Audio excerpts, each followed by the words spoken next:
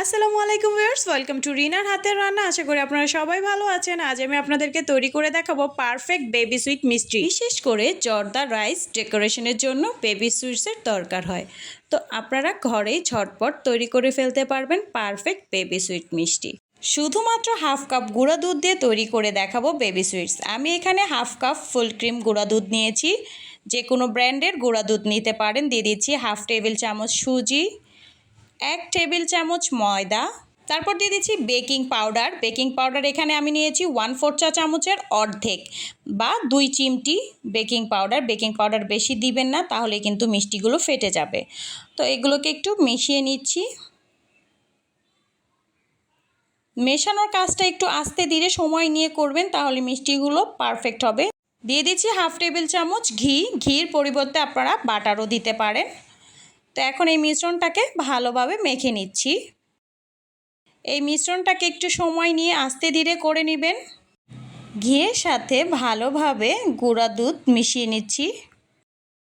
হাতে মুঠ করে নেওয়ার পরেই যখনই দেখবেন যে দলা পেকে গেছে, তখনই বুঝে নেবেন ময়ানটা পারফেক্ট হয়েছে। এখন এখানে রুম টেম্পারেচারে থাকা লিকুইড দুধ দিয়ে আমি একটি আঠালো ডো তৈরি করে নেব। দুধটা একেবারে ঢেলে দিবেন না, একটু একটু করে দিয়ে একটি আঠালো ডো তৈরি করে নেবেন। একটু একটু করে দিয়ে আমি এটাকে মেখে নিচ্ছি।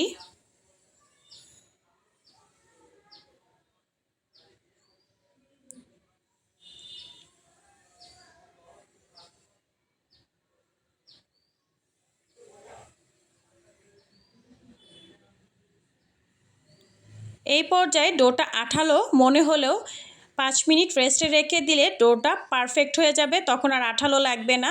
3 টেবিল চামচ লিকুইড দুধ লেগেছে, আপনাদের কম বেশি লাগতে পারে। ফিরে আসছি 5 মিনিট পর। ফিরে আসছি 5 মিনিট পর। দেখুন ডোটা যে আঠালো ভাব ছিল সেটা এখন আর নেই। তো হাতে সামান্য ঘি মেখে আমি ছোট ছোট করে বল তৈরি করে নিব।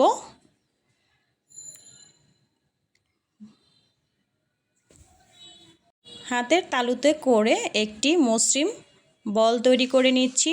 মিষ্টির বলের শেপটা একটু বুঝে দিবেন, কারণ এগুলো তেলে ভাজার পরে অনেকটা ফুলে যাবে। তো এরকম করে আমি সবগুলো বল বানিয়ে নিব। আর অবশ্যই খেয়াল রাখতে হবে যেন কোনো ফাটল না থাকে, তাহলে মিষ্টিগুলো ভাজার পরে ফেটে যাবে। ডুবো তেলে এখন মিষ্টিগুলো ভেজে নিব। মিষ্টিগুলো দিয়ে দিচ্ছি। আমি কিন্তু তেলটা চুলায় বসিয়ে সবগুলো মিষ্টি দিয়ে দিয়েছি, দেখেই বুঝতে পারছেন। মিষ্টি দেওয়ার আগে কিন্তু বাবুল ওঠেনি, মিষ্টি দেওয়ার পরেই কিন্তু বাবুলগুলো ভেসে উঠেছে। আমি একটু ডুলিয়ে দিচ্ছি। তো অবশ্যই আঙ্গুল ডুবাতে পারেন, এরকম তেলের মধ্যে মিষ্টিগুলো ছেড়ে দিবেন। আর চুলার আঁচটা কিন্তু লোতে রেখে মিষ্টিগুলো ভেজে নিতে হবে। একে একে করে সবগুলো ভেসে উঠছে। আস্তে আস্তে নেড়ে চেড়ে আমি সাদা মিষ্টির জন্য কিছু মিষ্টি ভেজে নিচ্ছি।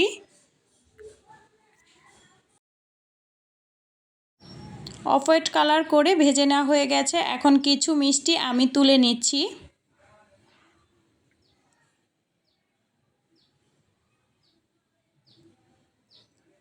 তারপর আরেকটা কালার করার জন্য আমি আরও কিছুক্ষণ ভেজে নিব। আমি 3টা কালার করে নিব, আপনারা চাইলে 4টা কিংবা 5টা কালারেও করে নিতে পারেন। এই তো ব্রাউন কালার করে ভেজে নেওয়া হয়ে গেছে। এখন আমি আরও কিছু মিষ্টি তুলে রাখছি।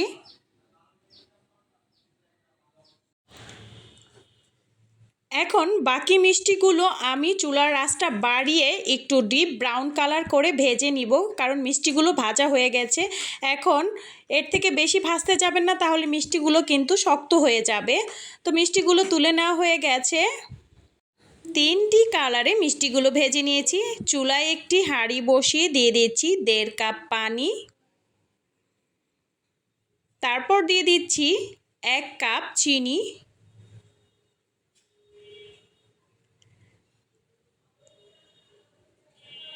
একটু নেড়ে চেড়ে দিচ্ছি।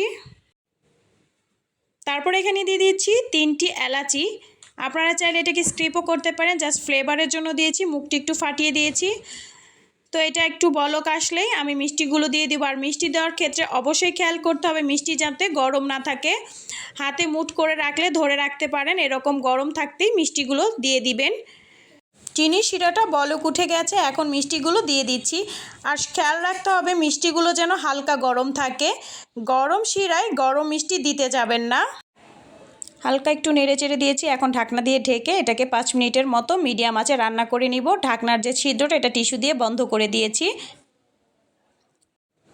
মাঝে মধ্যে হাতল ধরে এরকম করে দুলিয়ে দিতে হবে, তাহলে সবগুলো মিষ্টি ভালোভাবে রান্না হয়ে যাবে।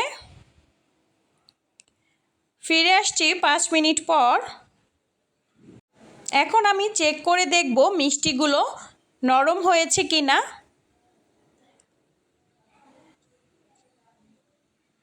নরম হয়ে গেছে মিষ্টিগুলো।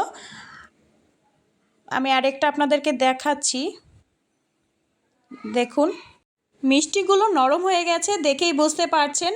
আপনাদের এই পর্যায়ে যদি মনে হয় যে মিষ্টিগুলো এখনও নরম হয়নি, তো সেই ক্ষেত্রে আপনারা আরও কিছুক্ষণ রান্না করে নিতে পারেন।